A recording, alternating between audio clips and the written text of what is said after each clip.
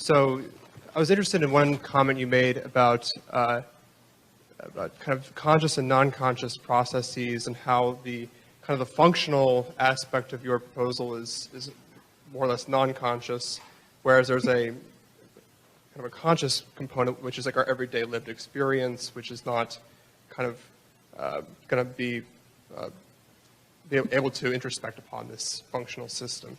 So I was wondering, more on a philosophical note, how exactly we're supposed to think about phenomenal experience and kind of conscious experience in terms of its relationship to functional relationships, like your, specifically your linguistic proposal, but then also the other domain-specific proposals like perception.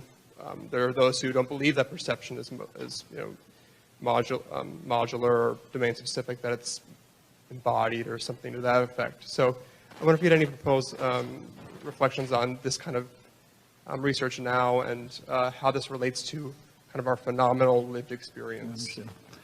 Well, let's take visual perception, which yes, relatively uncontroversial. And take the one example that I gave, the rigidity principle. Okay, when you're looking at that sequence of tachistoscopic presentations, you perceive a rigid object in motion. You can't prevent yourself from perceiving that. That's what you perceive, period. The stimuli that are actually reaching your eyes, your retina, are just a series of as few as 3 or 4 presentations on a tachistoscope, screened with lights, of each of which has several dots on it. Well, you have no way of introspecting into that.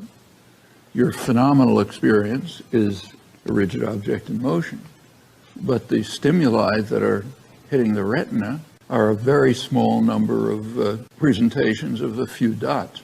You can't introspect into that. In fact, that's why it's a discovery. It's kind of like the discovery of the chemical structure of coal or something. You can't introspect into it. So the phenomenal descriptions, they're useful, but they're useful as data. They tell you very little about what's going on. So it's kind of like everything else in the world, where you have data, but it doesn't tell you much about what's going on. That's why you have to take courses in physics and chemistry and so on, because the data isn't transparent. And it's hard for people to deal with. But the same is true of our conscious lives. I mean, we tend to take for granted, kind of like, it's just normal, that we can understand everything about ourselves. In fact, we don't understand anything about ourselves. But that's the crucial step that the human sciences really have not taken yet, for the most part, that was taken in the natural sciences around the 17th century. Just the willingness to be puzzled about things that look obvious. Like, what could be more obvious than if I let go of a cup, it goes down instead of up? Well, Galileo was willing to be puzzled about that. That's why you take physics courses. Before that, all you had to be told is things are going to their natural place. And it's a big psychological step, even in studying the external world, even greater in studying ourselves, because there we sort of feel that we know everything. What's conscious must be what there is. And in philosophy, modern philosophy, it's kind of a principle.